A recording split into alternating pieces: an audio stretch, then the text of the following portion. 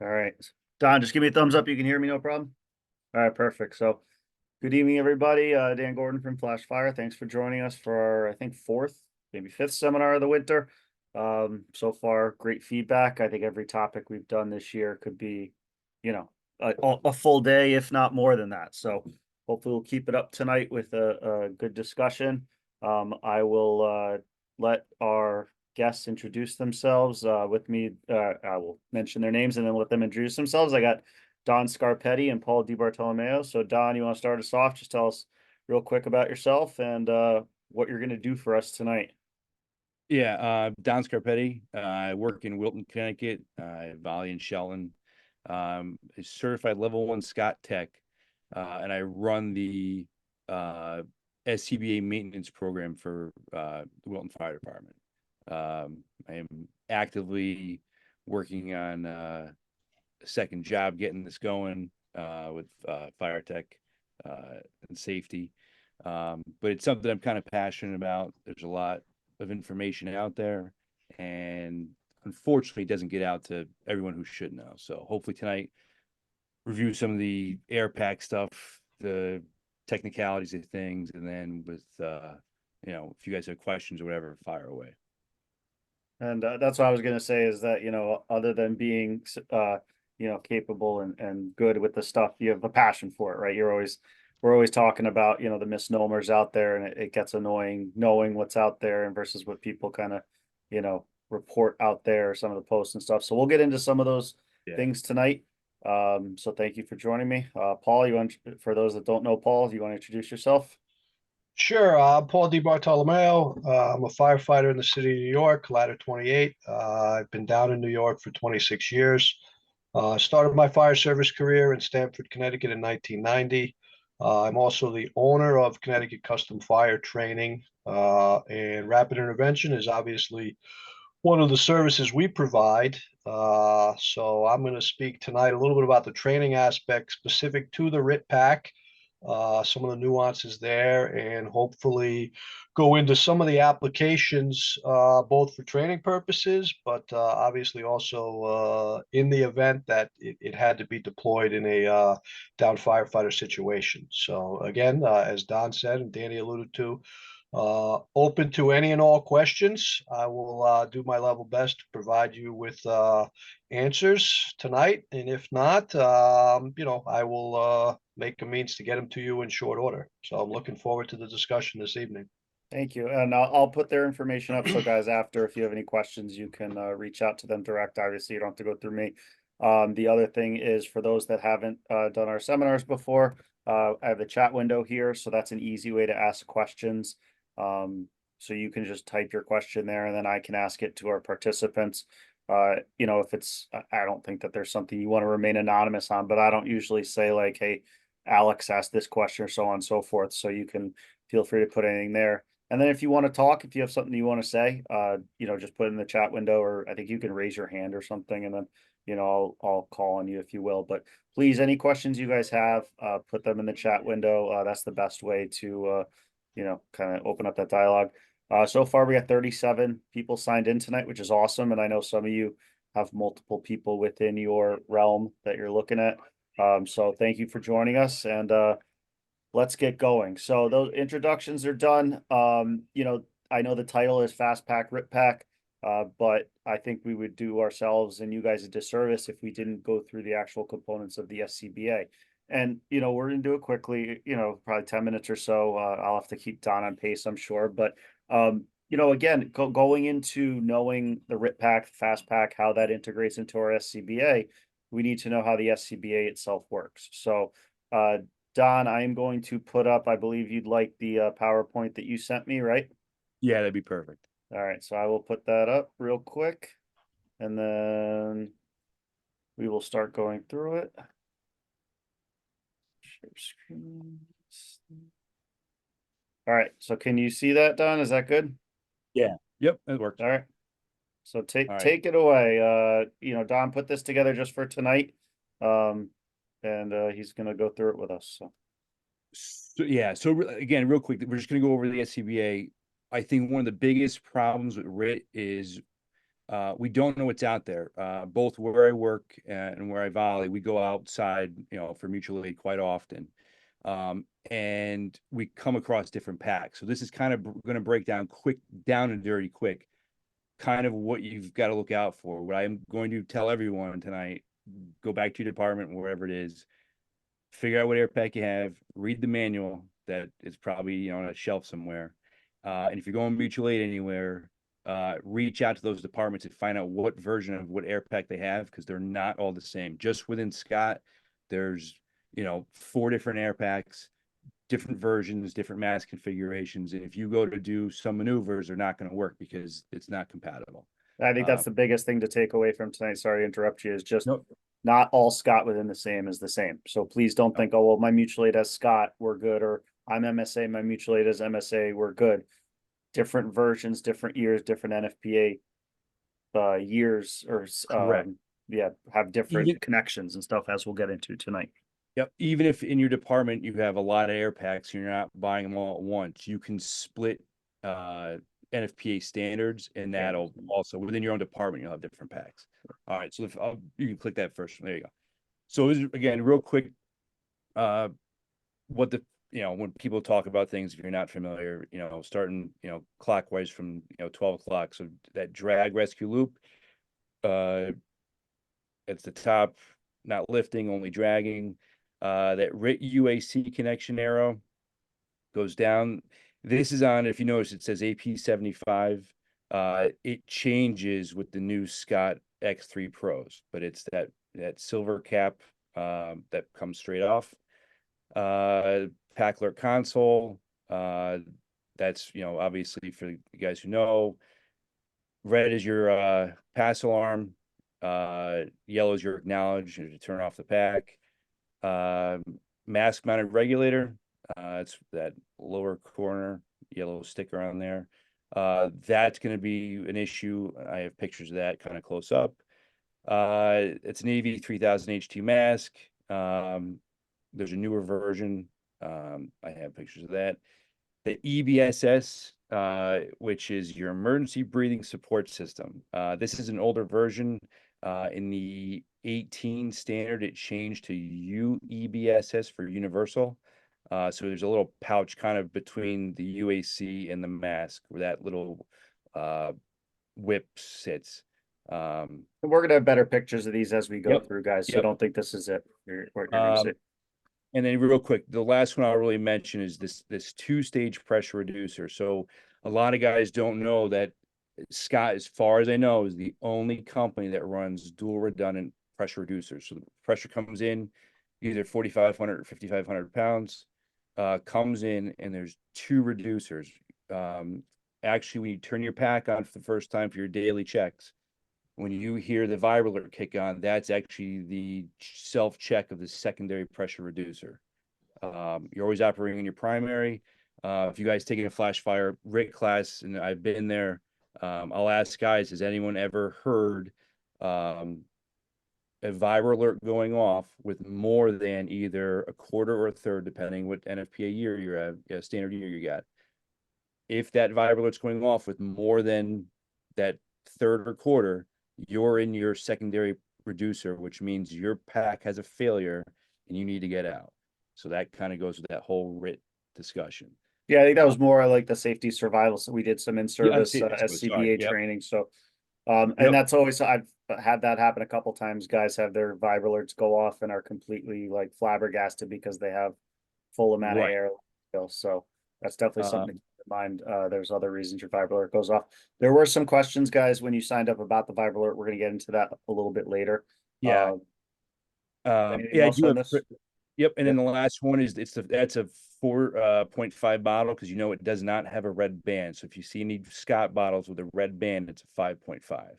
All And right. that's So next one. 5,500 for those of you guys. Correct. So this is actually my air packs at work. So it's kind of a close-up of, pack laid out left to right, a close-up of that UAC. And then if that third picture on the right is that little whip for your EBSS, and then the cap removed from the UAC. And we're going to get into those much more in depth in a little bit. And then just to go back, that Yep. pack we have at work, it's CGA, so it means it's a threaded high pressure line versus this next one. The next Oh. slide, buddy. Yep, I'm working on it. This is a newer pack, X3 Pro, and that's a snap change. Some of you guys may have these, but the bottle actually snaps right in, and the UAC connection is underneath the the housing, if you will, right there. So again, if you're going to a department that's 5.5 and you're on top of the pack, pitch black, you can't find that cap. You're not going to. It's underneath that bottle. So again, just different locations and different things to keep in mind when you're going into different situations and stuff like that. Next slide. Yep. So this is where things start to get a little crazy. So most departments, you probably are running either AV 2000s or these newer AV 3000, 3000 HTs on the left. This is, X3 Pros and back, but now there's a new mask, which is this Vision C5. And if you look, they look very similar, but they will not hook up. So you cannot do a, AV 3000 regulator change to a C5 mask. I did not know that. So Yep. So that's one of those things. It looks like it'll work, but it won't. And again, it's just having the knowledge of what your either within your own department has or what your mutual aid department has. will it, to your knowledge, does it not work at all, or does it feel like it works, but then it doesn't work? That I don't know. I've Okay. not. These are kind of newer, and I think something new is always hesitation. So I have not seen these out. I know they're out there. I have not been in with at a department that's running them. The only, if you look at the bottom two pictures, you could see that red doffing switch on the right hand side. That one, that means it's a C5 face piece. Yep. Okay. Yeah, so that's crazy. So that's the only thing on that slide. So yeah. So real quick. Yeah, so if there are any questions on the SCBA before we move on, guys, just throw them in there. But that's about, I think, pretty much the extent we wanted to get into the SCBA, but just making sure everyone knows it will not work at all. Someone said they have tried it. So you can't even, my concern was, all right, it feels like it works, and then something happened. But yeah, I've gentleman heard says it won't work reports at all. it does not. Again, I none of the departments near me run it, so I have not been able to test it. Sounds good. So again, that's some new stuff to think about. So moving on to the RIT packs, fast packs, whatever you want to call them. Kind of where they started a while ago. The blue bag that you guys might remember, they kind of came around to the RIT pack 3, which is here, and then we'll talk about the fast attack one as well. So Don, kind of take away. You didn't put a slide in here on the blue one, but you know what I'm talking about, the older blue one. Yeah. That had the same high pressure and low pressure side, but it did not have any sort of low air or monitoring or alarm, and you had to monitor it through the cylinder gauge. Then the RIT Pack 3 came out. So Don, take it away for the RIT Pack 3. So RIT Pack 3, it's basically a 60-minute bottle typically. You have a high side and a low side, high T, low pressure side with the ball with a mask regulator, and your low pressure block, if you will. Again, the fittings change. I have a picture of that later on. Now, if you forget, how do you know that the ball is the low pressure side? Ball gag. Exact. Thank you. I need someone else to say it, but Balls to chin. exactly. Balls to chin, Exactly. ball gag. That's your low pressure, your face piece. Sorry, side, guys. No, you're good. You're good. So the only caveats to this is there's no vibra alert in this pack. There's a bell within the pack itself that'll ding when you're coming on a quarter. And if I'll cut this off at the pass now, but there's been questions I've been asked all the time, we run drills and we have a, we do a either conversion or whatever, and we have a regular air pack regulator hooked up to the RIT pack. Why does the vibro alert always go off? Like I said before, your regular AP75 X3 Pros, those are all dual pressure reducers. There's only a single pressure reducer in a RIT pack. And the regulator that comes with the RIT pack is meant to operate at a different pressure, which is why you get a vibro alert on a regular regulator. So the vibro alert's in the regulator, not in the pack. So that's why if you put a regular regulator onto the RIT pack, it still works. The vibro alert works. It's always gonna, well, it's always Okay. gonna buzz because the pressure, I Oh, is don't know off. Okay. It's too they high. operate at two different pressures, correct? So it's a higher pressure, so it's gonna Okay. activate the regulator in a air pack regulator versus the non-vibro alert regulator. So staying on the vibro alert theme, because I know that's come up a lot. Tell us a little bit how the vibro alert works. Where does the air go? How much air So does it use? Some of those things that we've talked I about. added a slide at the very end because I saw the Oh, question. I apologize. Okay. So we'll yeah. wait till then. So and then the other thing is with the RIT mask that comes with the RIT pack, there's no nose cup. And if you done training on it, that's just so you could see if the guy's breathing, if he's aspirating, pukes in the mask, whatever. And you go to the next photo. So Slide, rather. bottom line, the other thing that the first line here. So the blue bags that we got, the kind of first generation RIT packs, a lot of them were just using the cylinders that was issued to the department, right? So if it was 30 minutes, the 30-minute went in there, 45 minutes, the 45 minutes went in there. And then some people started saying, hey, we need bigger. Some maybe put 60-minute cylinders in there. But this was really the first one that was, I think, made for a 60-minute cylinder, and most departments were buying, most departments don't have 60-minute cylinders in their arsenal. Many departments were buying an extra 60-minute cylinder to go along with this RIT pack. So this kind of made Right. hey, bigger is better. Before we go to getting into smaller, Paul, do you have anything on the kind of the first generation or the RIT pack 3 that you saw? Well, yeah, kind of where you were heading with that with the cylinder side, and as you well know, down at work, they kind of went in the opposite direction, Mhm. right?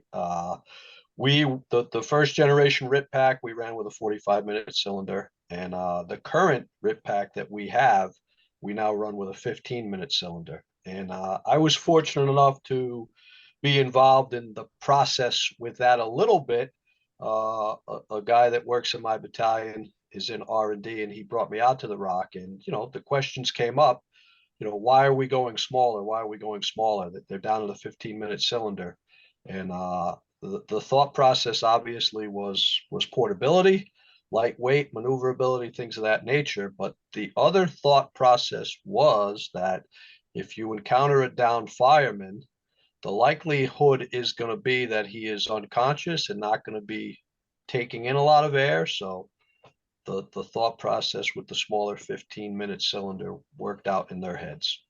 And for those that aren't even aware where 15-minute cylinders come from, that comes from the confined space side of things, where you're going in on supplied air, and that 15-minute cylinder is considered the escape bottle should your supplied air get compromised in some scenario. So that's where the 15-minute cylinder comes into play. But the Scott Fast Attack can be used with 30 or 15. So this is the newer RIT pack. So Don, take it away on the newer So RIT pack. this is still the RIT pack 3. So this is the older Oh, one. I'm sorry. All right, I gotcha. So this is just how we have it set up. So if guys have never seen it, so that top whip, that's your UAC, like 5-foot whip. And on the bottom is your low pressure side, and there's a picture of the next one's the low pressure block. So that'll be what your your regulator side is hooked up to. And if you notice, that regulator on the mask Yep. is white, and that is a RIT only regulator. So Okay. all labels kind of coordinate. So white's RIT only. On the AP75s, it's orange, and then it changed. What the heck was it? because it was CBRN and they changed them, and then now all of them on the X3s are just red with the Scott S on them. So we're gonna get into all the fittings, guys. I've seen some RIT packs. Most have the 5-foot whip here, high pressure UAC. We'll talk about that. Some have a longer low pressure. Some have a shorter low pressure. We'll talk about that. So now the facts. RIT pack fast attack. So what they do here? So this is, like Paul was saying, they've slimmed things down, and if you've done RIT scenarios or got for an actual RIT, that RIT Pack 3 is a freaking boat anchor. So they've gone to this fast attack, which takes either 15 or 30-minute cylinders. It is the exact same setup as the RIT Pack 3. I don't have a photo it exploded out, but same UAC connection, same low pressure block, mask, regulator, the whole deal. And same thing, RIT mask, no nose cup, and there's no vibe alert. The console's a little bit smaller. Yep, right there. It's just a gauge. It's not as bulky as the other one. And like it says, it's faster. And they added the double seat belt, which is a nice feature. If you need to disconnect that, you can get it completely out of the way. And again, we'll get into a lot of the actual uses in a little bit. But this is one of the biggest questions. What the hell are all these fittings?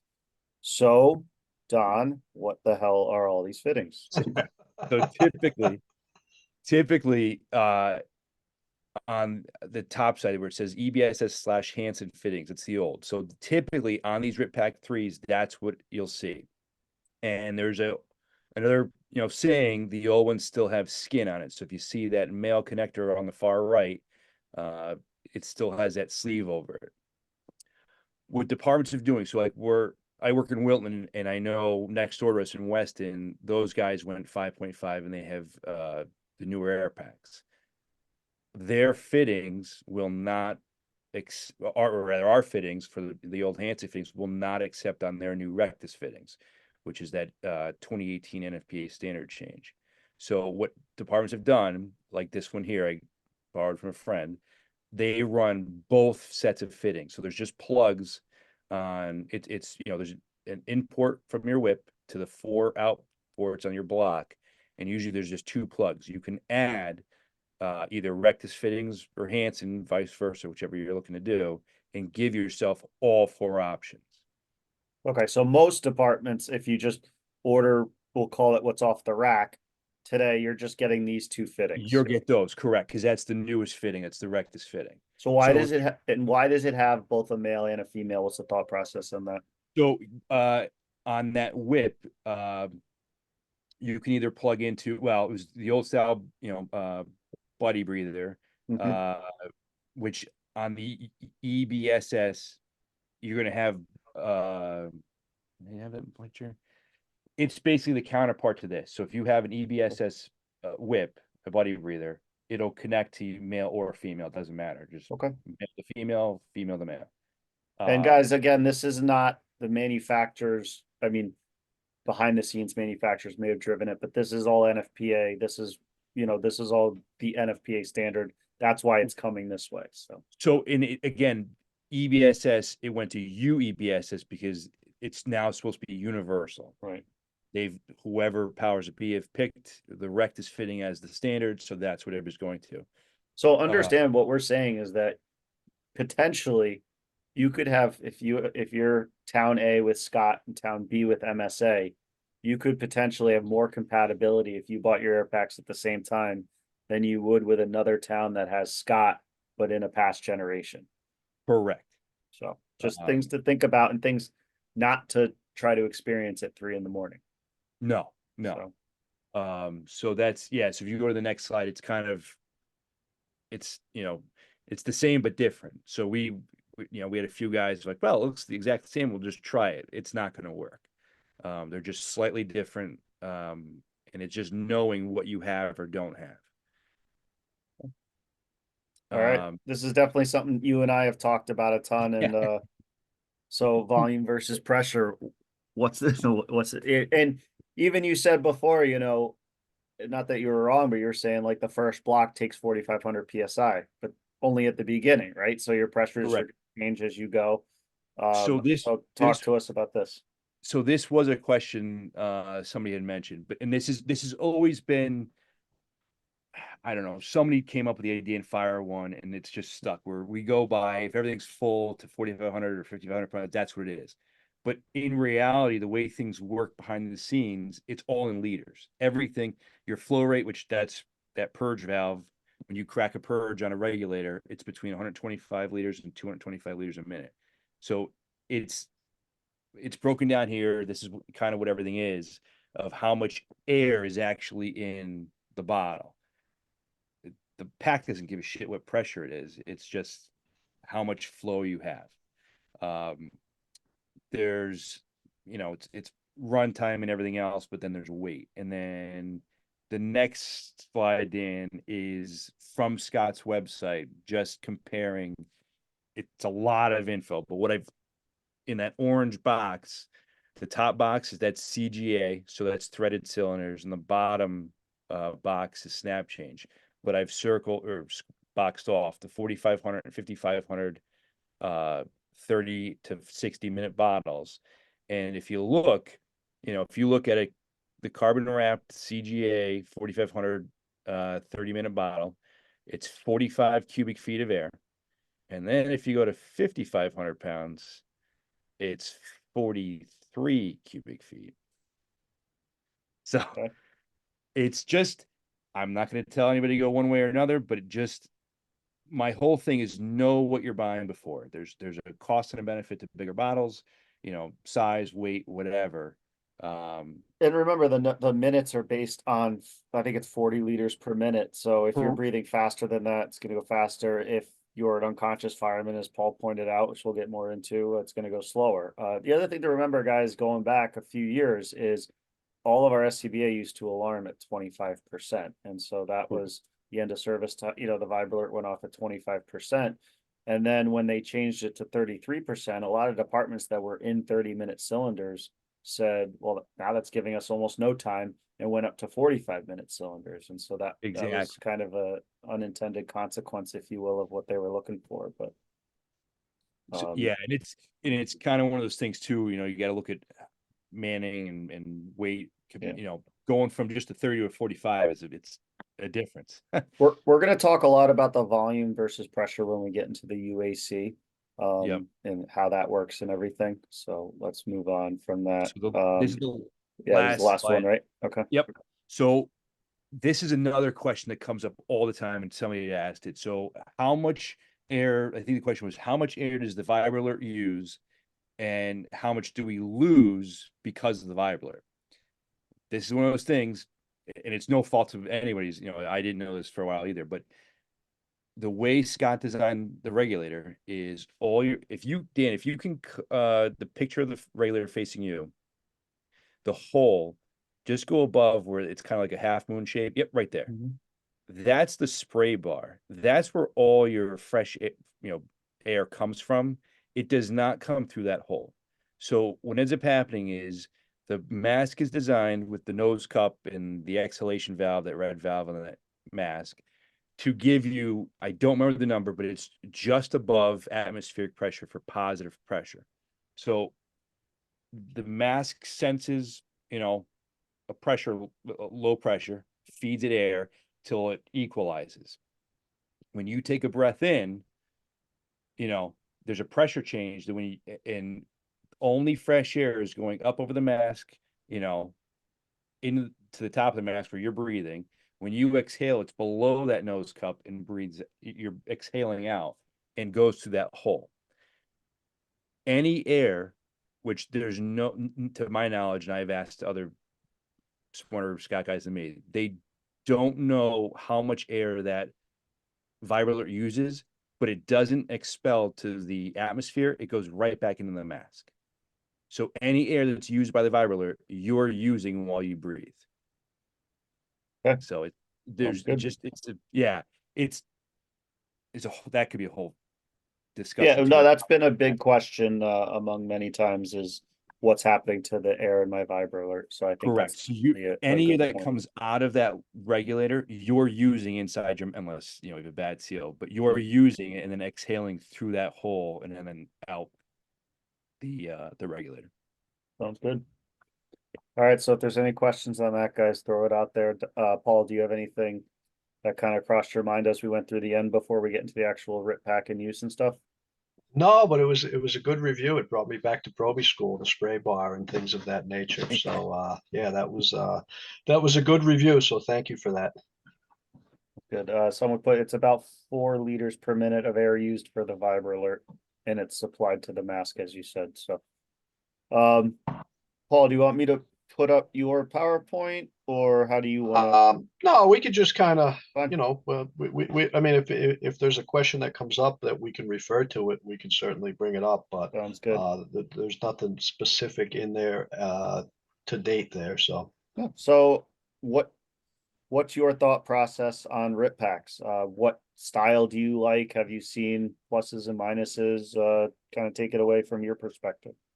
Yeah, so I mean, obviously right now, familiarity wise, I'm used to what we have on the rig and that's what we've been drilling with. And you know, I'm kind of partial to that now in our perspective. Just for the size, the portability, the ease of use, things of that nature. So I would say that's kind of where I'm at now. The 15-minute cylinder makes sense to me. I was skeptical at the start, but it kind of makes sense to me. And all the applications with the current pack are very similar to what we started with. So as far as, you know, the training goes, and Don kind of touched on that a little bit, I think it's vitally important that obviously you know what you have, but I think more importantly, knowing what your mutual aid responsibilities have, and not finding that out obviously when it's time to go to work. So getting out there and interagency, multi-unit drills, whatever the case may be, you know, at a stepping off point, just maybe swapping equipment and really getting familiar with each other's equipment, and then kind of picking up from there and actually building into some hands-on training scenarios. Anywhere where you're going to be responsible as a RIT team, and I know a lot of places you're responding out of your jurisdiction into another town, right? So I think it's vitally important that we're all on the same sheet of music as far as SCBAs, connections, compatibilities, things of that nature. And one interesting point that Don pointed out in his PowerPoint, right, is everybody always kind of defaults to, well, we have the universal air coupling. So there is some commonality there. But now if you looked at those two different types of cylinders, the universal air coupling is in two different distinct places, right? So it's not always where you're going to expect it to be. And in a lights out firefighter removal scenario, that is something that will definitely take you by surprise, right? And shame on us if we didn't do our homework and go to school beforehand and understand that is kind of my point with that. So, Don, what are your thoughts? Or I mean, both you, but certainly Don probably runs into it more. You're going mutually to your, you know, neighboring Weston's an example. They have 5,500 different maybe generation. You're RIT. Are you bringing your RIT pack, or are you going up to them and saying, "Hey, let me grab your RIT pack"? So that's a big thing with us, is we're grabbing multiple packs, Okay. because what our first play has always been, you know, bring the pack, even if you split your RIT team up, you know, low manning, find the down guy, triage his air pack. What does he need? A bump or whatever. But then if it's a heavy extrication, you might need that other air pack to get your own guys out. So that's kind of been a discussion. It's unfortunately kind of fluid, but Well, I you don't know, think, I don't think you're going to have to no, do this way or have to do this way, but certainly a consideration. Maybe just go grab their RIT pack.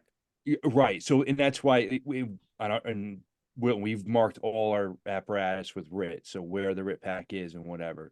But it will still work 4.5 to 5.5 going UAC. So Yeah, so go into that a little bit more. so if 500 versus 4,500. right, so it will still work, and remember, you're not you're not filling your equalizing. So and there's burst discs, and that's a whole nother discussion. But you know, it's in an emergency, you do what you have to do. There was also remember a question about UAC versus EBSS. It's coming down that packs are weighing so much that departments are getting away from EBSS. As far as I know, there has been no removal of a firefighter using the EBSS. So again, knowing what either your own department or your neighboring department has, that low pressure side, unless you're doing a full regulator or mass change, is going to be useless. The block's not going to work, and you're going to have to go to a UAC. So let's take this discussion. Let's go over the RIT pack in terms of, let's start on the UAC. What is the UAC? How does it work? What does it do? And then we can go to the low pressure side. That's probably a longer discussion. So UAC, what's it stand for? What does it do? Universal Air Connection. In 2018, all air packs are supposed to have it, regardless. I think it was like 02. Oh, so, all right. Yeah. Could be right. The Rectus was 2018. I think Yes. UAC was like 2002, if I'm not mistaken. Everyone's got them. It's just regardless of the manufacturer. Correct. But the location, like we're saying, is not the same. Mhm. And what you're doing is equalizing the pressure from the air pack to the RIT pack. So if you know, whatever that middle ground is, you're equalizing the pressures, and it's not an instant. I know you and I have discussed training. We'll get into that in a minute. So just okay, yeah. So, but that's what you're doing, is you're just equalizing the bottles out, you know, to give the air pack air. And this brings up our discussion, as we will get into, a volume versus pressure, but we'll talk about that in a minute. So we're equalizing. It takes about a minute. Paul, what's your experience using UAC training? Yeah, so we've gone in depth with it at work with the UAC, and I'll speak to a couple of things on it. And timing it out, I think the manufacturer says it can take up to a minute to fill a dead empty cylinder. So we had the 45-minute cylinders, and we had the 45-minute RIT pack. We obviously completely emptied a 45-minute cylinder and charged it with the UAC for equalization. And the manufacturer says it can take up to a minute. We did it a multitude of times, timed it out on a stopwatch, and it was clocking in somewhere between 40 and 50 seconds. So we could say a mean time of about 45 seconds, dead empty to full equalization. All right. The thing with the UAC for me, with the older RIT packs, the larger RIT packs, that might have been choice one, considering accessibility and functionality, because we could then disconnect, and if we had to, abandon the RIT pack and not take it with us. So that was always one of our plan A's.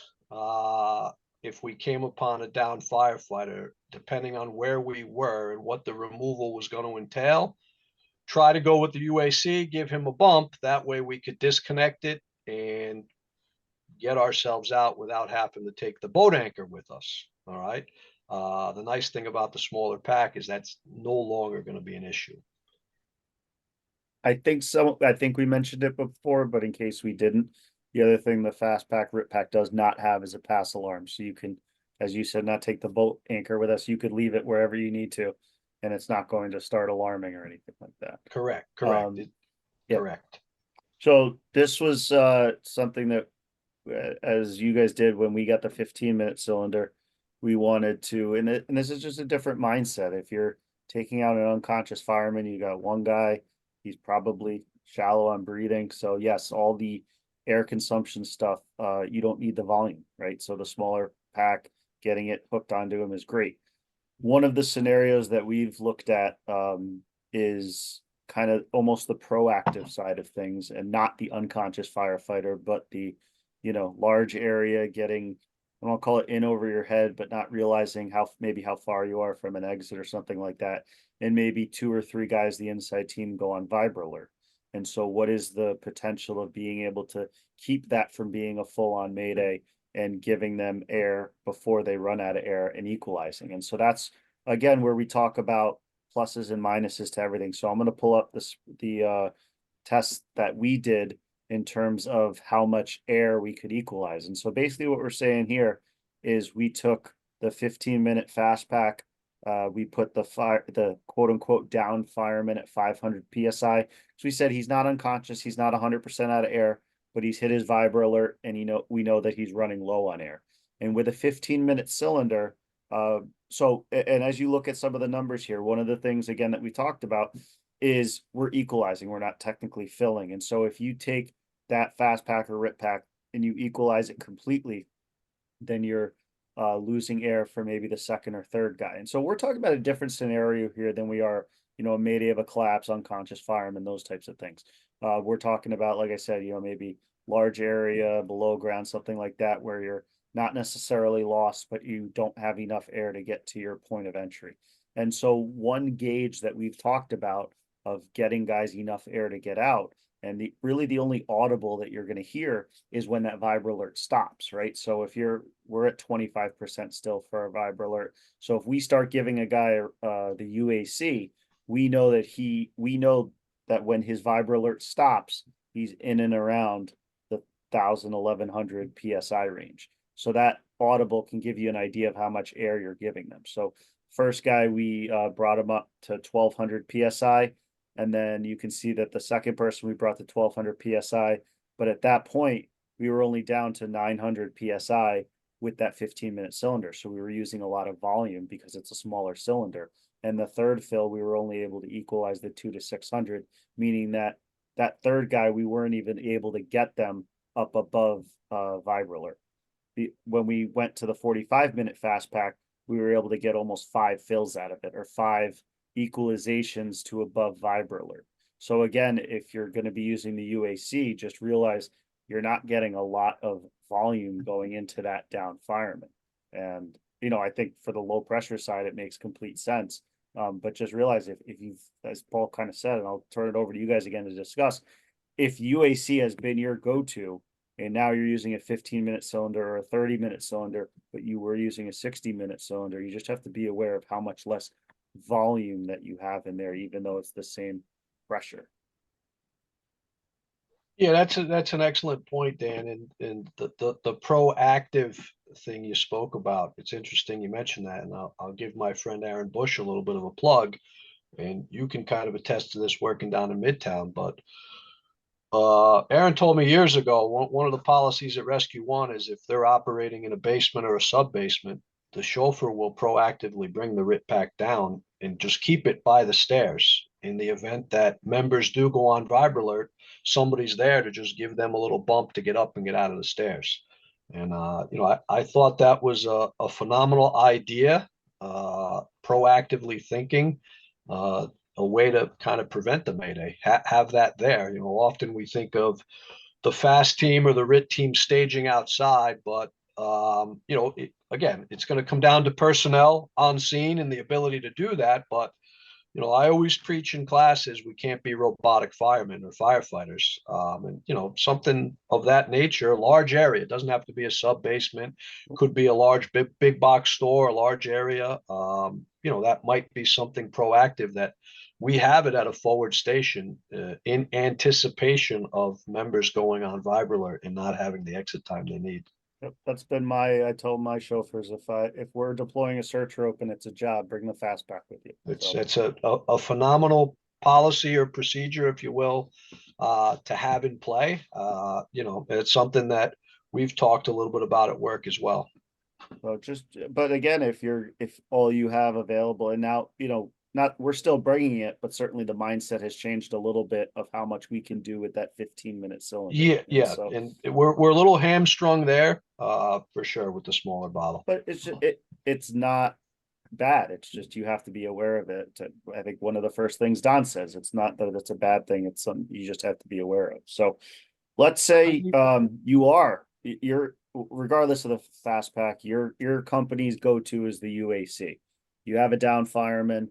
What are some reasons that you're saying, oh shit, I can't use the UAC in this case? Paul, what do you got? Inaccessible, right? Inaccessible. It's a down firefighter that's partially through the floor. We can't access it, or buried under debris where we can't access it, or damaged, right?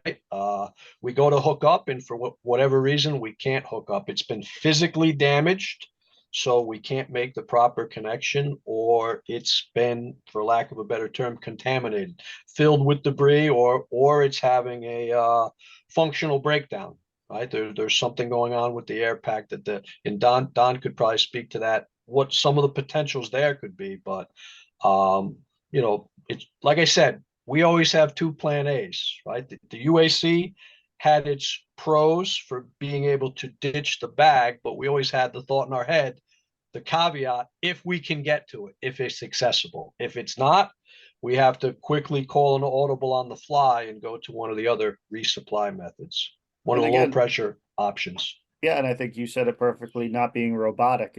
If UAC is your go-to, but the Mayday was for my air packs failing, well, Right. hopefully you're not going to go straight to the UAC. You're just putting good air into a bad system, right? And so that's another example, right? Listening to the radio, what the down member or the distressed member is reporting, right? Robotic, we're putting good air into a bad system. So, you know, we always have to be aware and open-minded as far as what our approach is going to be. Right, and listening to the radio, I mean, even guy's not saying a Mayday, but you hear he's on Vibra Alert, and you know that they're 150 feet in on a search route. That might be a time Right. you deploy yourself. So, Don, I've also heard you say, listen, if I come up and the that rubber cap is off the UAC, I'm not using it. Yeah, because that's buddy of mine who used to do Scott maintenance. This will go kind of into that training thing.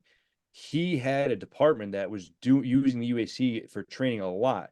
It actually had so much crap in it, it shot debris through the high pressure block and, you know, destroyed the guts. Now, granted, are you going to know that? Maybe. You know, if you're training, I would just make sure you're keeping it clear and everything. But it's just to kind of reiterate what you guys are kind of saying is, when you come up to a down guy, if you're not sure, you need to triage that pack, because if you just go to hook to the UAC and, you know, a line's blown, you just pissed all that air away. So that's one of those things. Take that half a second to save, you know, the guy or whoever the member, and your time of knowing exactly what you're doing. So there's some, we'll go the training on this quick, and then we'll shoot to the low pressure side. Listen, I train on it all the time, or I have my guys train on it all the time. But you'll hear, oh, it's a high pressure system. You're not in a blast cabinet, blah blah blah. So, is there an official stance from Scott on training on it? Is there not, that you know of? And if your department says absolutely no, how can you train on it? So, from Scott, I don't know. I can find out. I don't know what they're going to tell you. What I've been told in the past was, and we've done it. We've drilled, you know, if you've got bottles that are expired, we just drill the bottles, you know, put the air to it, and the air pisses out. So you're not, you know, technically in a, you know, a hazardous blast area. But it's you're still not good. going to get the time frame of knowing when it's Correct. full. That's the only thing. And again, it's good to see that. Actually, I had made a video. I didn't put it in, but like Paul was saying, some people think it's like instant. It's not, and that's, you know, by design, because that would be bad. But I would say, you know, we've done multiple trainings where even just, you know, we'll blindfold guys and say, okay, there's a down member somewhere, find the pass, go up to them, just make the hookup, you know. Because what I could even tell you is on our air packs, those AP75s, getting that cap off is a yes, exactly. It's not an easy endeavor sometimes. No. So even just that is, you're going to realize you're probably not as prepared as you might think you are. But I can find that out. I have no idea what the message was to be. But I think the takeaway is, if, without having arguments, if you have old cylinders, drill a hole and then try it that way. Yeah. Just keep it clean. You know, you're in a training environment, so you can, you know, kind of make sure, hey, before I, you know, charge this thing up, you know, make sure it's clear of debris. But even still, if you're in Connecticut, you should be getting flow tested, and that'll come up, you know, if it doesn't do something wacky, it'll come up in a flow test if something's getting blocked. Right. Very good. So we went over the high pressure. If there's any questions on that, put it in there. Don, I just sent you a message. Look at that quick. that someone mentioned. Yeah, I don't know if you. Yeah, go ahead. Yeah, Dan is saying there is a separate relief valve on that on one of the pictures. You'll see they're either red or I think green caps. The pressure is like I think 7,000. It's high if it were to be over pressurized, but you shouldn't have unless something crazy happens. You shouldn't have a problem going 55 to 45. The comment was that there's a separate relief valve dedicated to the UAC, basically saying that, and also you can't, if you're just equalizing, you can't technically over pressurize something if you're equalizing it. I'm just giving you guys the argument that I've heard of why departments why they don't want people training on the UAC. I don't agree with it in any way, shape, or form. But if that's your department policy, again, I don't want the first time I'm doing something to be in a Mayday situation. So, before I forget to ask this question, Paul, you guys are the fast truck. Again, 99 times out of 100, you're not getting put to work. When are you guys turning the cylinder for the fast pack on? That is a phenomenal question, Danny. And what's today? Thursday. Wednesday is every day at work we have a different compartment that we go through. And I worked yesterday, and lo and behold, it was the fast team equipment. So we drilled on the fast pack with a couple of the new guys, and that question came up. And the debate at the drill was obviously we're going to charge the cylinder before we deploy, right? Outside of the IDLH, right? I think we all agreed that the 6 of us agreed on that. We're going to charge the cylinder outside the IDLH for obvious reasons. Not the debate, the discussion went on, well, when? And ironically, Monday night, we were the fast team down with 40 truck in the project. So we were staged a floor below the fire.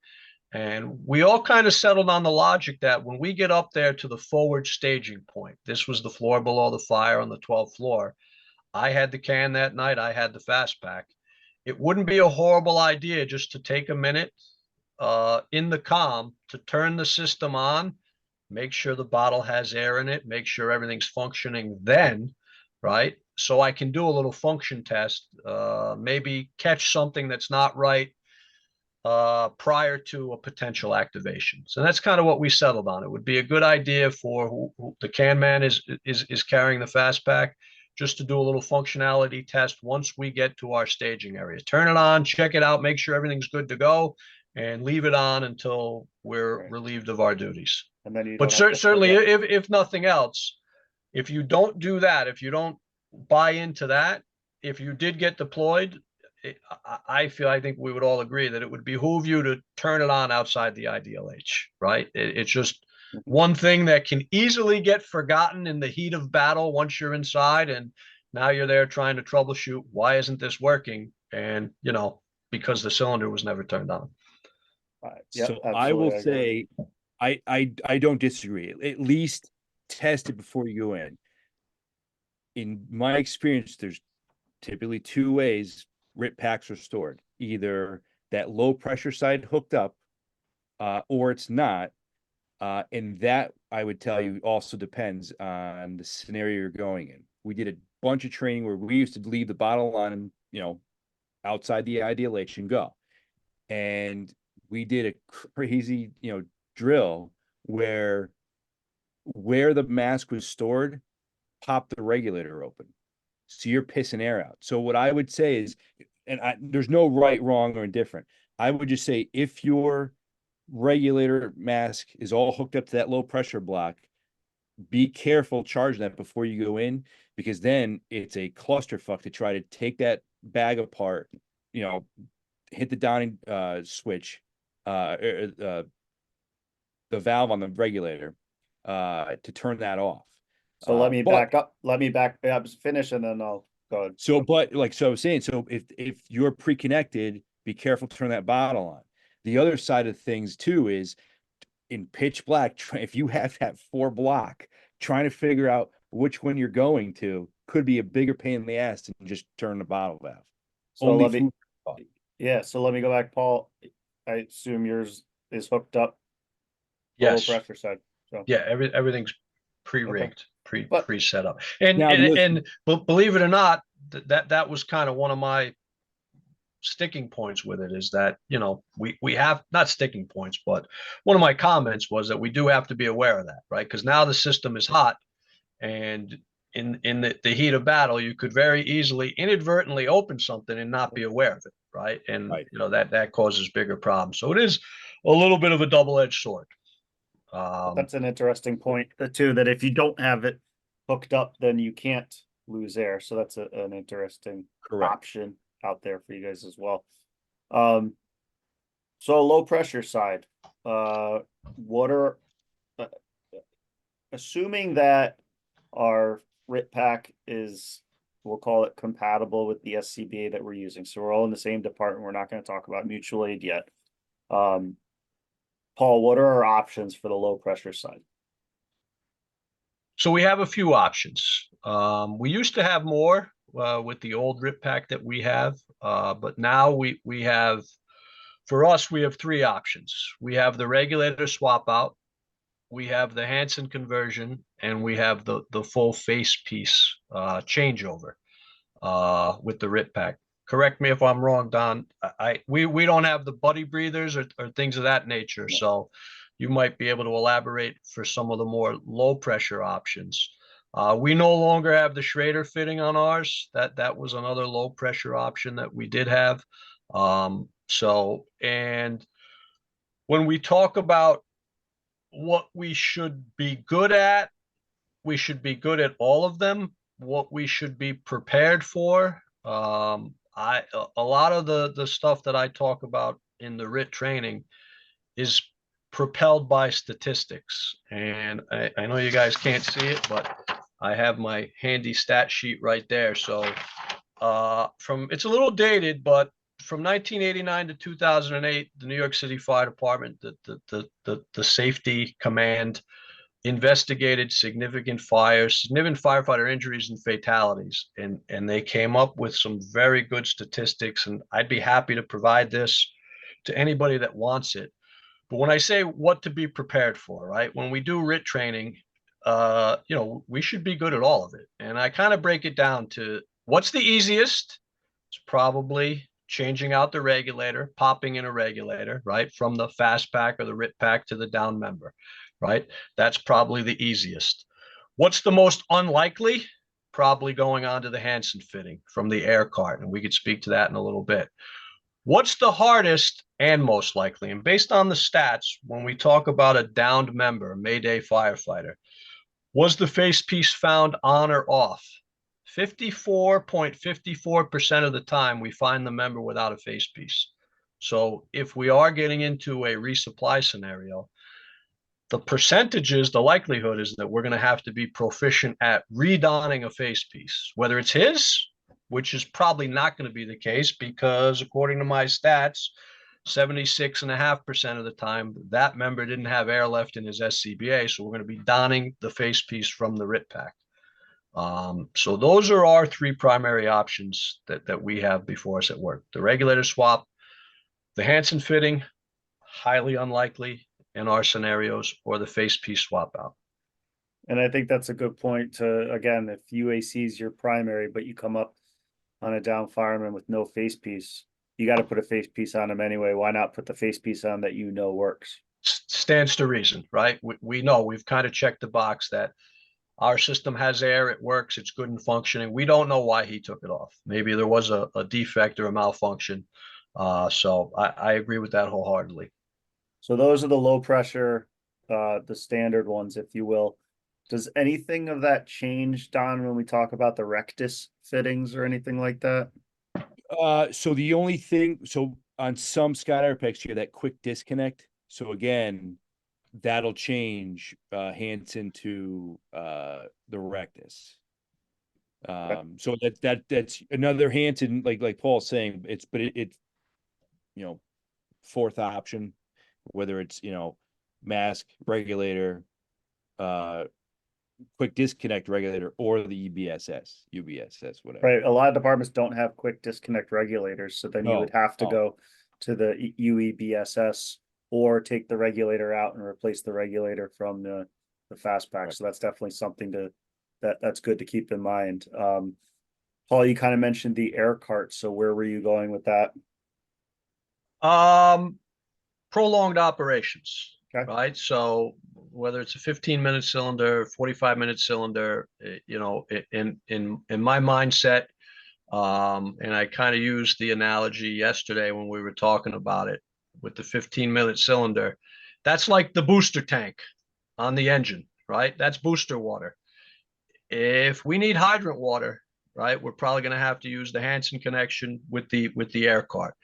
There have been some situations down in New York where members were involved in collapses and they were trapped.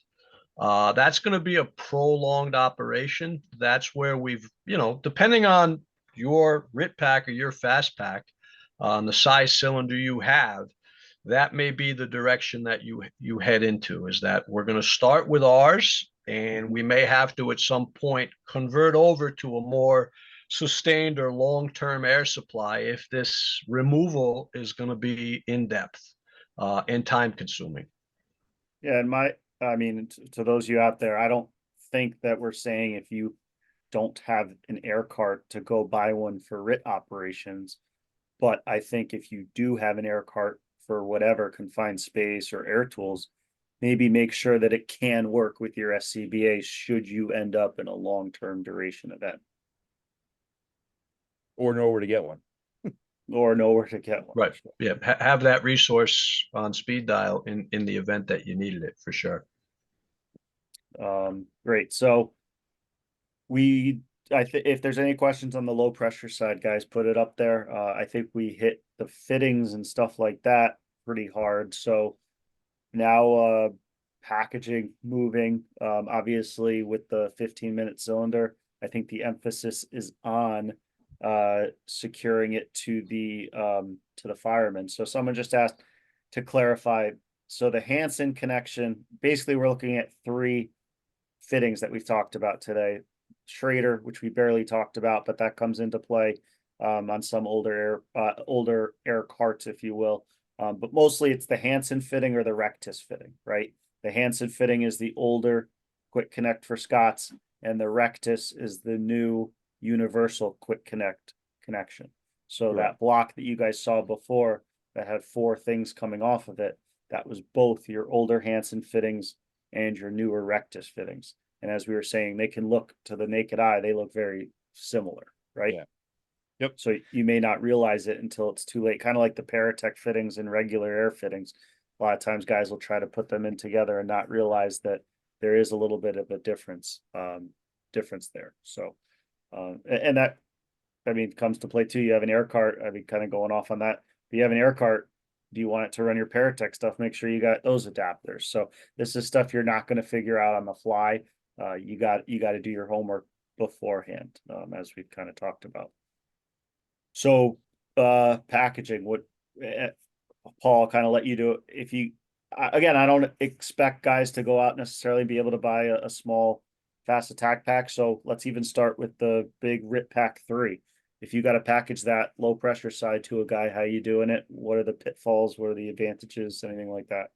I mean, I think obviously, you know, that was something that would steer us to the UAC if it was going to be a long, involved removal, say out of a basement, upstairs, vertical like that.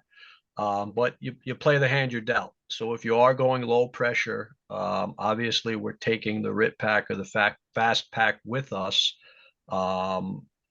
Our old one, we had the big Gemtor Pompier hook attached to the bag. And the move was to attach that right to the down member's coat on his D-ring, the snap connection on his D-ring. We would clip right to that with the fast pack and bring the member out like that. The new smaller version, fast pack, has smaller carabiners on either end. So that still holds true, that we're going to attach one of those beaners right to the member's D-ring on the front of his coat. And that's where it's going to go for the ride in the removal process. Don, what have you played with that at all, or Yeah. any thoughts? Yeah, we've gotten since fast board, but we used to try to do it where you just hooked after you converted the air pack. We have the same thing, that big carabiner, and hook that to the straps to at least, for if it's not a bump with the UAC, you're just, you know, carrying a whole train out with you. But hopefully it's a bump, you know, it's not a full conversion or whatever, but otherwise it's a disaster. Some of the older RIT packs had long, Paul, you could It's talk 20, about that. 20 Yeah. the older RIT packs, the low pressure side was 20 feet long. Yeah. The smaller pack, they've reduced it. The high pressure hose, high 5 feet long. The low pressure hose is 6 feet. So they've reduced it significantly. But that was another problem, was entanglement issues. There were some thoughts in our scenario. Obviously, we have available personnel. Well, if we're going to go low pressure, we could have the boss carry the RIT pack out or the fast pack out. The problem is now is we have that umbilical cord of low pressure between us and the removal and the officer, and that's a magnet to get hung up, to get snagged. So that was somewhat problematic in the training that we did with that. And easy to kink as well, if I remember. Oh, correctly. absolutely. It was 20 feet long. So you can only imagine where it would end up in a full-on firefighter removal coming out of the basement and up the stairs. Question from the audience. Has Paul found that the RIT crew has had to bump their own air with the RIT pack during evolutions, or is it even realistic to count on that as an option? I would say it's certainly an option, and depending on the scenario and the size of the structure you're in, it could become a reality. I think back to the drills they did out in Phoenix after the Brett Tarver incident, where they ran the entire department and a lot of the mutual aid companies through the exact same scenario. And again, these are findings that I would be happy to provide to anyone that wanted them down the road. But one of the key findings from that was that 1 in 5 would-be rescuers in a rapid intervention removal became distressed themselves. And the number one distress situation was running low on air. So yeah, the possibility of having to give yourself a bump, and I can tell you from personal experience, training at work, and being around when guys are doing the drill, a full-on firefighter removal out of the firehouse basement, your guys were on vibe alert on the way up the stairs. And we can kind of, segue into that down the road if we want to talk a little bit about scenarios, and because of that, how we might distribute our members, and I kind of call it like a rapid intervention relay.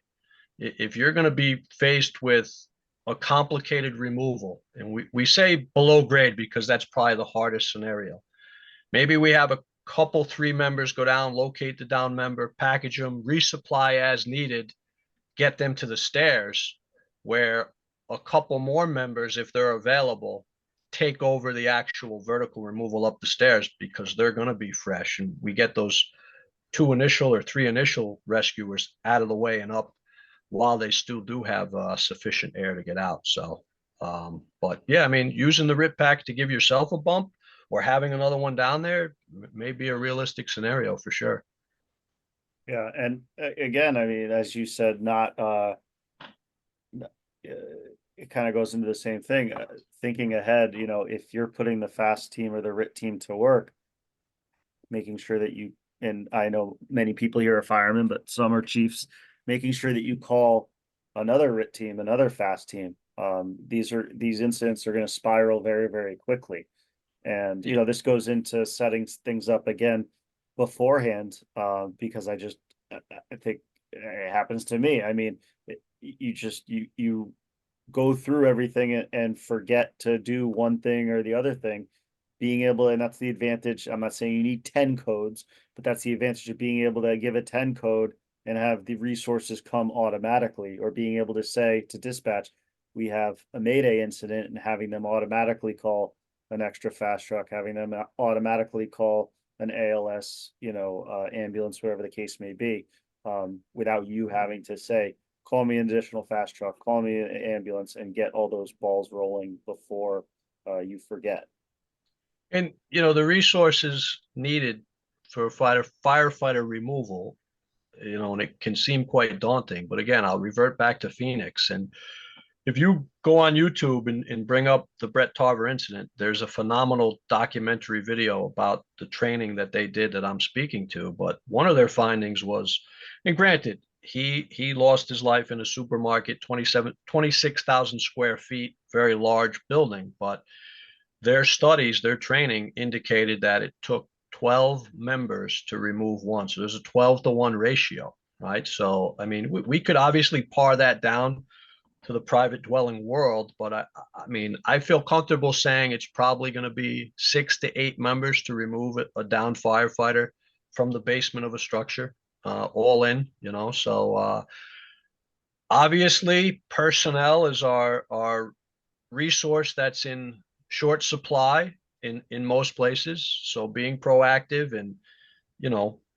getting them coming, and if the situation evolves, making sure that we fill in those voids, and a second, third RIT team, whatever the case may be, you're going to need that personnel if this is a full-on removal, for sure. Full-on removal, are you guys not really in the fast pack, but are you leaving the down fireman's pass device on or turning it off? And I know my opinion, but I've heard both sides of this. So again, our policy is to shut his pass device off. All right. And the thought process there is that it's going to allow us to communicate more clearly with command, and it's going to allow us to communicate more clearly with each other. And I personally feel like it's going to lower the anxiety in an already very anxiety filling scenario. I mean, if we were to put one on right now, right, it would be very distracting and would cause anxiety amongst us. So that was always the thought process. And I'll get into that a little bit deeper, like the format of it. But, the member with the RIT pack is going to go in and perform that air assessment, like Don said. And one of his primary duties is to silence the down member's pass alert. That's our perspective. No, I agree. Absolutely. Don, do you have any disagreement or? Oh, no. 100%. I'll say one thing, and Don kind of alluded to it before, but the pass device is a great size up tool too. If you have, and because you've done the kind of pre-planning and that certain towns operate different generation air packs. We all know the older Scott pass device versus the newer pass device. You could be at a mutual aid incident, and I remember when I was volunteering, being able to know what department's pass device was going off just based on the newer style or older style. So if you guys run into that at all, that may help a little bit. How about I mean, Paul, kind of from here on out, we covered kind of the bullet points that I sent. So it's just kind of anything guys have questions on, anything you want to talk about with RIT training, drills, setting them up. Yeah, kind of take it away. Just to, I've obviously been thinking about this leading up to tonight's event, and, just a couple of things. And, I like this format. The three of us can kick it around, and, we may have different ideas or different approaches. And I would certainly like the audience to jump in, but a couple of things with the RIT pack or the fast pack. And I said it before, right, that we can't be robotic firefighters. In other words, just because you have it with you or you're assigned it as part of the fast team and you get activated doesn't mean that you have to use it, right? So we have to be smart, and common sense has to prevail, right? If we're operating in a private dwelling, right, over 80% of fires in this country are in private dwelling, and we're within 5 feet of an exit point to get outside the IDLH, my opinion would be this is a grab and go scenario, regardless of the status of the down member, right? Getting him or her outside quickly is probably going to be the best case scenario.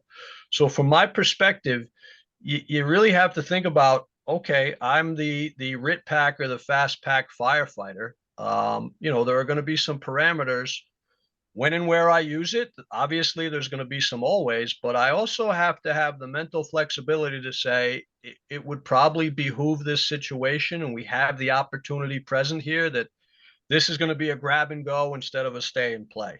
just for a lack of a better term. So that's one thing that I definitely want people to think about, right? The actual application. When is it a must? In my opinion, right? And we can look at numerous case studies where firefighters have been killed. Brett Tarver out in Denver, Colorado. John Nance out in Columbus, Ohio, right? You know, we look at their cause of death, right? Leading cause of death, asphyxiation. They ran out of air, right? So supplemental air was necessary there. Well, why was it necessary? They were trapped. Our friend Dan Rinaldi up in Providence, he was trapped, right? So when somebody is trapped, the down member's trapped, we're going to be there for a little while, right? We may need some specialized tools or equipment, right? So that's not going to be a grab and go scenario where we can do some basic packaging and get outside the IDLH or get to an area of refuge. We're going to have to invest some time to free this person. They're physically trapped in the building. So that's going to be, yes, we have to do an air assessment, and the likelihood is that we're going to have to do an air supplementation as well. All right. But we have to understand those two parameters. To that end, stay in your lane, right? If you are fortunate to have personnel and you're coming in as a RIT team and you have assignments, if you're the one with the fast pack, do your level best to carry out that assignment. In other words, and we talked about it the other day at drill, if Don and I are crawling in to locate a down member and I have the fast pack, when I did my little pre-check in the staging area, I'm kind of mentally going over the components, the UAC, the low pressure options, the Hansen fitting. This is all in my mind. I'm reviewing my air assessment procedure when I come to the down firefighter.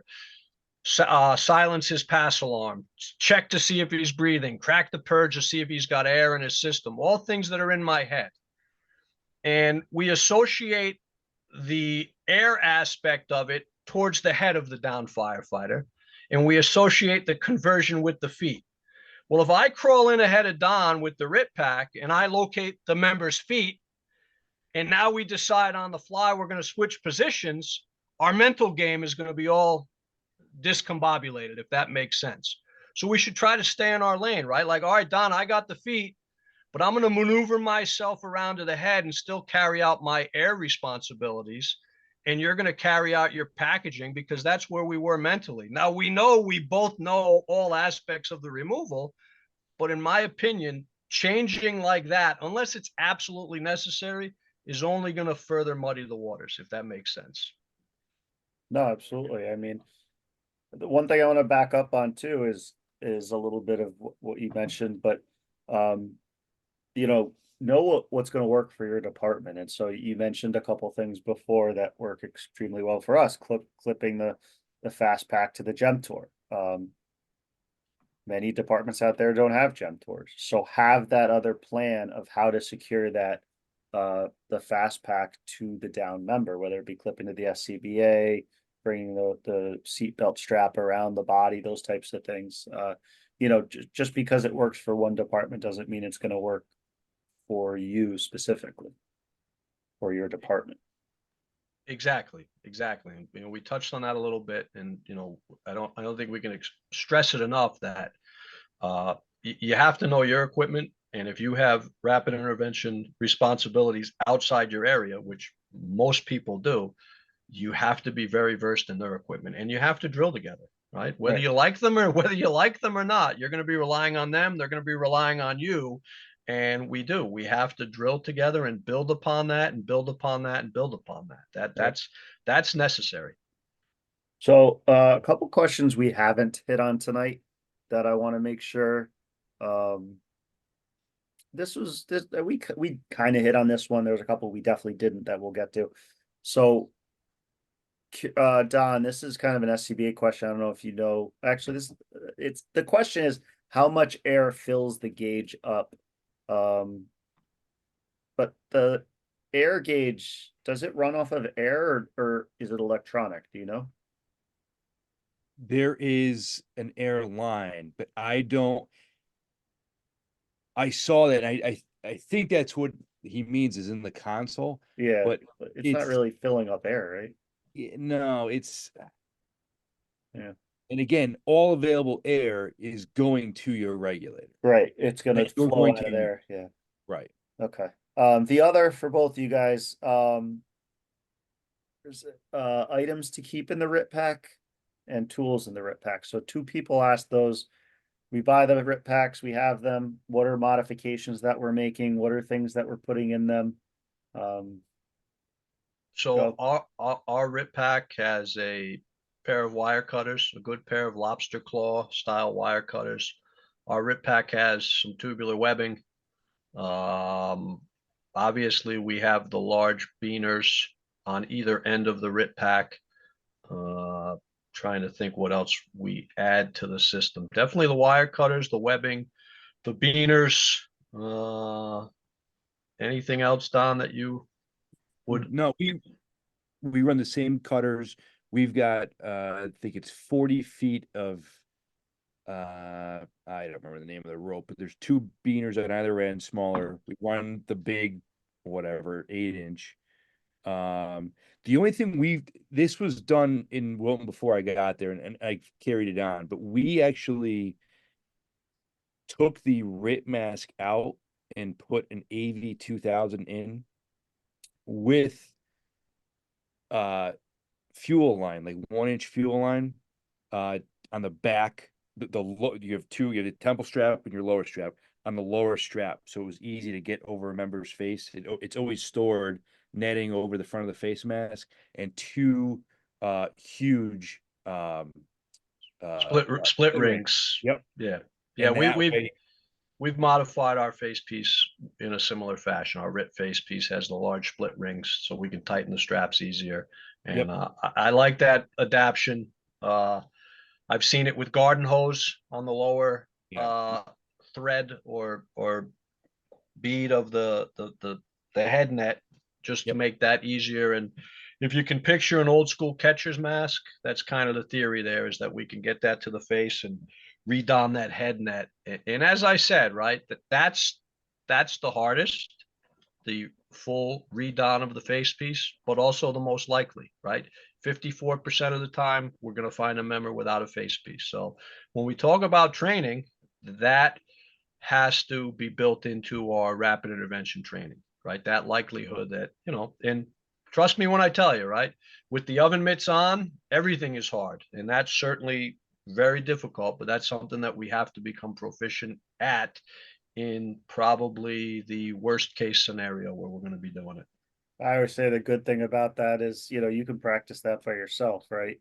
You don't 100%. need, and so, I don't want to say I give guys passes when they're not good with certain things, but I understand if they're not good with things that involve needing a formal drill, needing a car on its side to practice with struts, those types of things. But if it's something that you can go in on the apparatus floor at 3 o'clock in the afternoon and practice yourself, and you're not, there's no reason for you to not be efficient in it. 100%. Modification, but also a new thing with the fast pack that or the Escape, the newer one that came out, Paul, that I want you to discuss would be this ring right here. And this is a good view of what the current the fast attack pack looks like with the rectus set up there. But the first thing I circled was something a lot of guys did modifications on to the original RIT pack that we were carrying. So what is that? What's that little beaner for?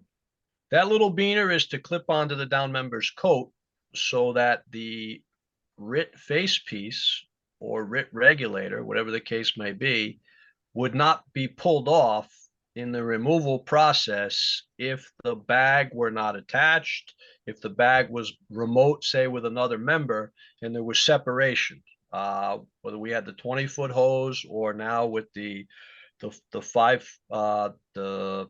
6-foot low pressure hose.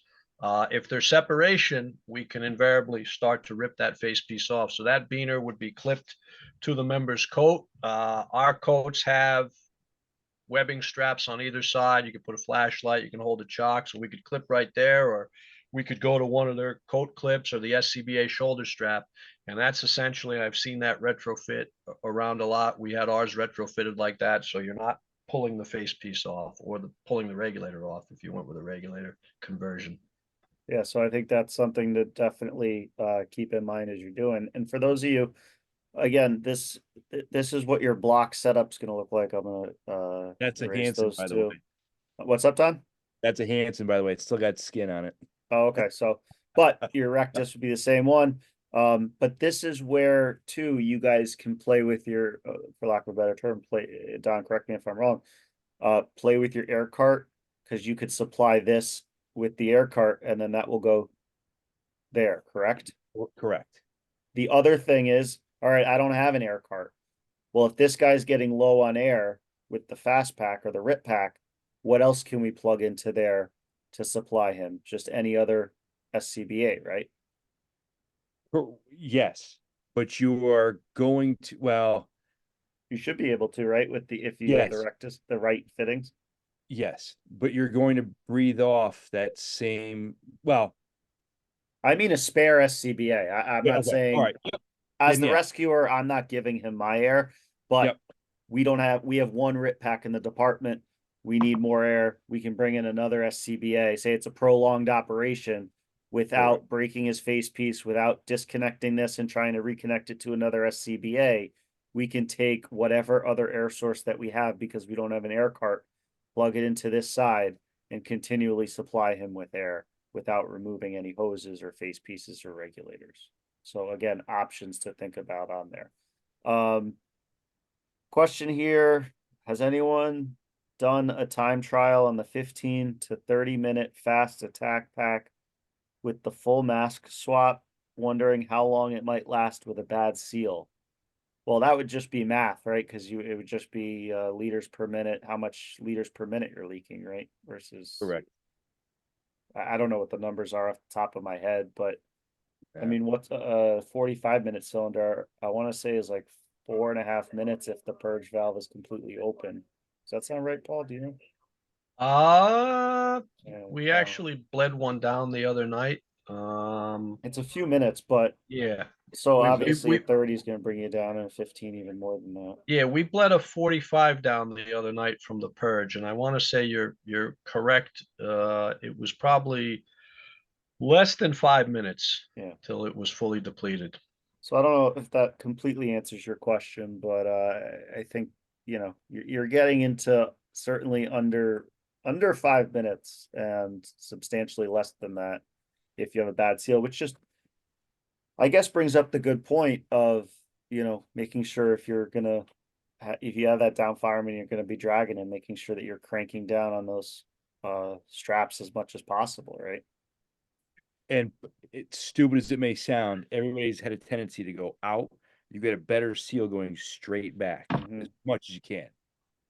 You know, that's even day to day. So I'm actually gonna, that question he just asked, he's talking about a bad seal, but I'm gonna say, Paul, we don't have a bad seal. We have a good seal, but we're not sure if our fireman's actually breathing. So when if he's not breathing, he may not open the diaphragm on that face piece. Correct. So Correct. are we opening the red purge valve a little bit? All the Just way, halfway? What do you think?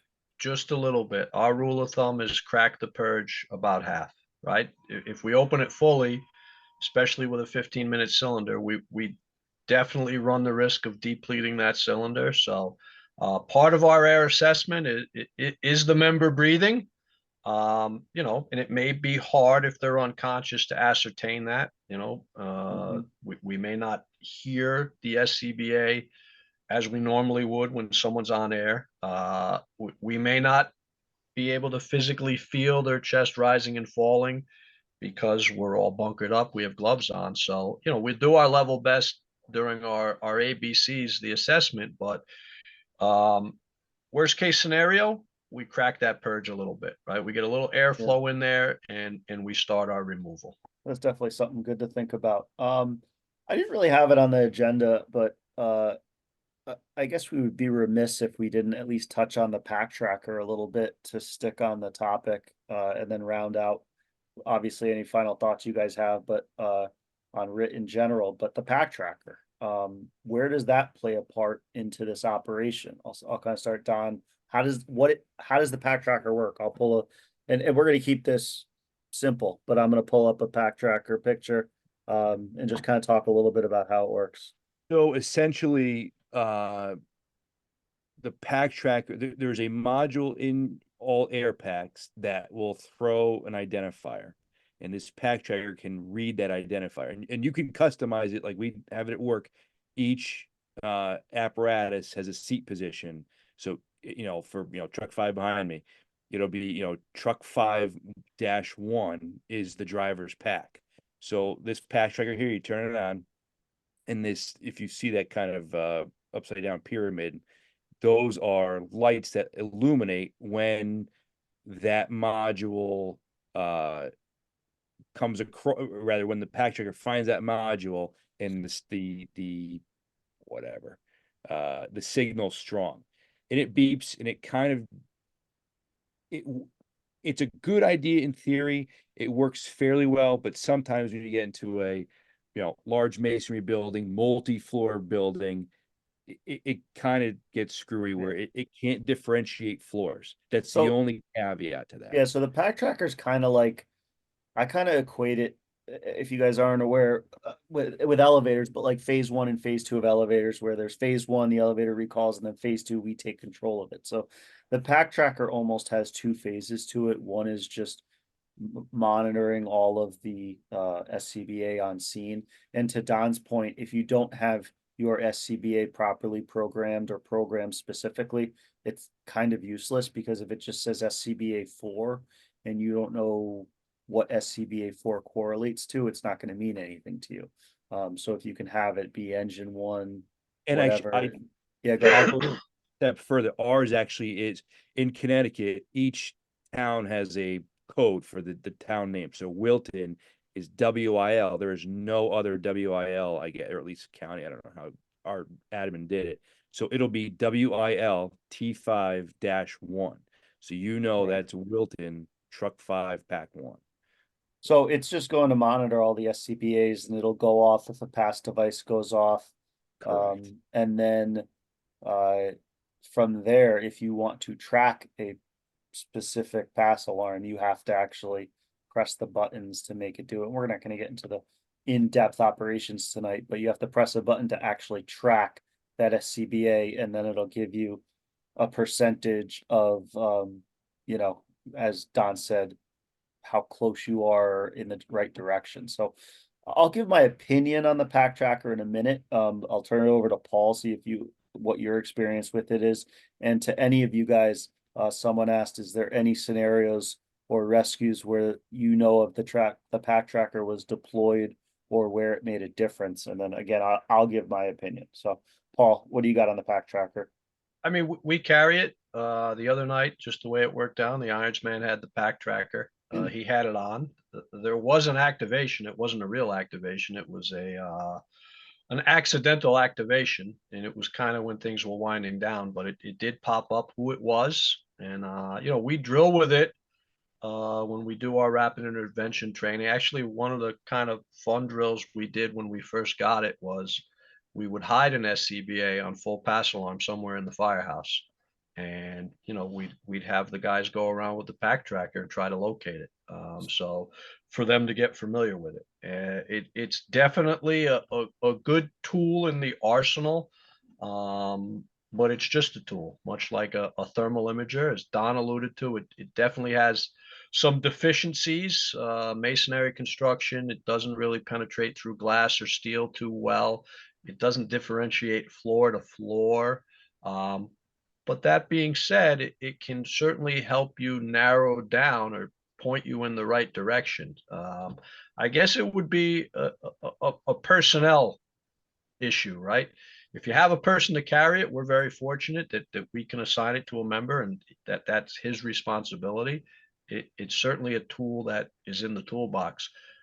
Do I know whether it's been directly involved with a firefighter removal? I could find out. I could reach out to some friends in safety. I could see it aiding in the locating of the member. It's definitely just a layer of redundancy, right? Radio transmissions, the pass device itself, honing in with the pack tracker. These are all things that we can kind of put together. The EFAS, things of that nature. It's certainly an additional piece of the puzzle that could potentially help. Before someone asks, EFAS is like a electronic fire ground accountability that we have in the city. So if you press your Mayday button, it will essentially say who pressed their Mayday button. So my take on the pack tracker is I'm not generally going to use it to try to locate a down member. And so to Paul's point, if you don't have the manpower to be bringing everything with you, I'm probably not bringing the pack tracker with me to find a down member. Where I see it making a difference is when a member goes down and is not able to give his own Mayday. And so obviously someone gives, and we've had many instances where guys gave Maydays, mumbled, I don't call it mumbled Maydays, but Maydays that weren't received by the incident commander. But if someone's paying attention to that pack tracker, they may see, hey, ladder 2 irons, pass device went off. All right, maybe, and again, this is maybe you give it 5 seconds and see if it was accidental and he resets it. But if it's sitting there for, 10, 15, 20 seconds, you're calling him. And if he's not answering, then that would be a Mayday situation to go figure out where he is and what happened to him. Is it possible he came out of the building, dropped his air pack and didn't turn it off? 100%. Is it possible he was standing around 2 or 3 other guys and didn't realize his was the one that was going off? Absolutely. And unfortunately that happens often. But I will just say that many of our recent line of duty deaths, the pack tracker was not taken. And I certainly do not think that it would have made a difference to the point of finding a downed member, but it may have helped identify the fact that there was a downed member prior to some of the, hey, where's this guy, where's that guy? So, I don't really use it for tracking, but it better be there so we can hear if it's going off and identify if we have a down member. What I would say, I was kind of in that same boat because it's kind of like Paul said, like a tick. Some guys get moth to a flame. Well, it's telling me it's here. It's got to be here. And in training it, that's not worked out. What we've kind of noticed going mutual aid to calls is it's at the command post, which is usually a side of the building where, the IC or an aide or whoever is kind of, can shoot that building and say, okay, something is going off, on the B side somewhere. It's not going to tell you a floor, but instead of, you can almost start to focus towards that B side possibly, but you're going to have multiple crews check multiple floors because you don't know what floor that's coming to. So, and it doesn't have to be in the fire. I mean, you look at what recently happened in Chicago, and I know nothing. I think they use MSA, and I don't think the MSA has a pack tracker, but you got a roof man that's coming over a shaft and falls down into there, and now the pack tracker starts going off, and you can say, hey, why is this pack tracker been going off for 10, 15, 20 seconds? Call the guy, he doesn't answer. All right, now we have to escalate this to the next level. So I just see it as a tool that will tell you maybe that there is a downed member, but probably not going to be efficient for finding that downed member. Paul, you got anything else on the? I would agree with you. I would agree. Like I said, it's good to have, but to both your points, right? It's an aid, but it may not be the be all end all. And the last 2 points of it are when you're in that regular mode of we'll call it accepting pass devices, you can't track individual ones, but you can accept multiple ones.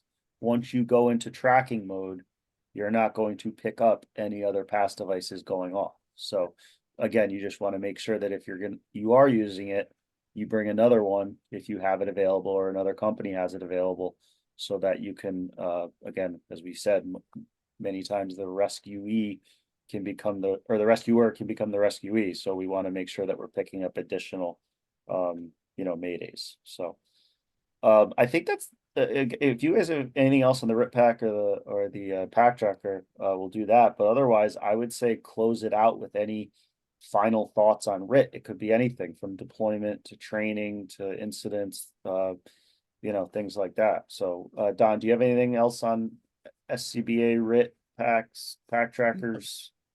Just, go over your equipment, know yours, get very comfortable with it, and then go find out where you're going to, both departments I'm in, we are RIT a lot to neighboring departments, and even a next door neighbor to us, it's one town with three different departments really in it. They all run different packs, so it's going to be a cluster if we go there. So reach out if you get your admin on board and just say, hey, can we borrow a pack from them, give them one of ours, do the training. And yeah, if you have questions, try to find the guys who know the answers, because there's The resources are out there. I can promise you guys that if you have any questions, and I do not know all the answers, Paul does not know all the answers, Don does not know all the answers, but I guarantee you between the three of us here, we can find someone that does if we don't know what it is. So yeah, 100%. Be careful what's on Instagram. yeah. Paul, what are your kind of final thoughts? Yeah, to kind of, ring in on the familiarity, right? If it's on the rig, eventually you got to be an expert with it.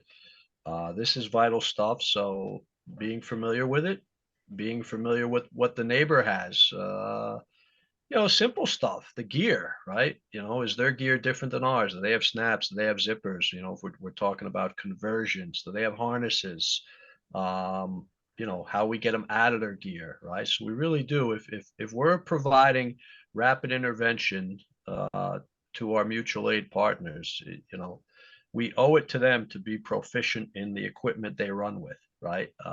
So for sure, become familiar with that, intimately familiar with that.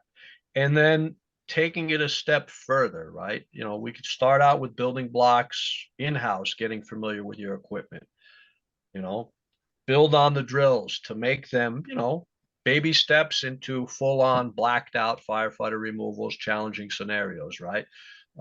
Challenge yourselves. But to that end, not be robotic, right? There is not one fix all be all, right? Having the mental flexibility to know when you have to deploy the RIT pack, or know when this is going to be a quick package and let's get out of the IDLH, right? And stay in your lane. Another good resource, if you Google or go on YouTube and look up Dan Rinaldi from Providence, his Mayday scenario. The News did a nice 8.5-minute piece on that scenario. And one of the things that Dan and his buddy talk about, and forgive me, I forget his buddy's name there. They talk about the members of the RIT team that responded to his emergency and how prepared they were, and the bullet points they hit. And the one thing that Danny needed when he was trapped was, he was running low on air. And that member that showed up with the RIT pack knew what he was doing and got him on supplemental air. He was trapped. It was going to be a little bit of an involved removal. And all those little links in the chain, right? Someone was manning the line. Somebody called for the tools they needed to lift the roof up. Someone had the RIT pack and knew what they were doing. Everybody stayed in their lane, did their job, and the outcome was successful. So I think that's something that knowing the equipment is huge. And when you have to put it to work, stay in your lane, do your job. If everybody conforms to that, hopefully the outcome is going to be positive. And as I said, any of the reference material that I mentioned, I have it here. I'm more than happy to share it. You can go on YouTube, the Phoenix incident, obviously the Denver incident, the stats from New York City is a one-page document that really paints a picture of what your RIT training should be. It kind of sets you up for the inevitable that you're going to encounter, right? The stats don't lie. I'm a big analytics guy when it comes to this stuff, and the stats do not lie. And the other thing, I don't think you mentioned it, but it might be a different report, but who's rescuing the downed firemen a lot of the time? I have it right here, Dan. I can answer that question for you. Who found the down member? So I just bring this up because I've heard guys say, you know what, we're not RIT on any run card, so it's not really a topic we need to train on. So well, unfortunately, and part of the teaching that we do kind of speaks to this stat. First contact with a down member 76.47% of the time was another member on the first alarm assignment, right? So you may not be a formalized, formal RIT team, but you need to have some rapid intervention skills in your back pocket, because in 3/4 of the instances, someone working alongside of you is going to be your first intervention. I call it like a rapid intervention interface. Members of the first alarm assignment are probably going to locate the down member first. They may package them, start to get them to an area of refuge, and then the established RIT team may interface with them to do the overall removal outside the IDLH, supplement air, whatever the case may be. So, 76% of the time, it was a member inside the IDLH when the Mayday occurred. And I think you alluded to or mentioned it before, but various departments, various areas, if you don't have EMS on scene, think about you being that first intervention as well. If you have an AED, have that ready to go. Be ready to get the guy out of gear, give CPR until EMS is there. Because again, just absolutely. And we talk about it with civilians. Sometimes we get them out of the fire department and then everyone looks at like, all right, who's getting them down to the street now? And it's the same thing. We get the fireman out, but we got to get him medical attention, or him or her medical attention right away. So we could have a whole nother webinar on RIT team equipment and what we bring with us and what we stage. And I always ask people in a class, what is your RIT cache? We see the pack mule with the Stokes basket loaded with everything off the rig. And what do we always forget?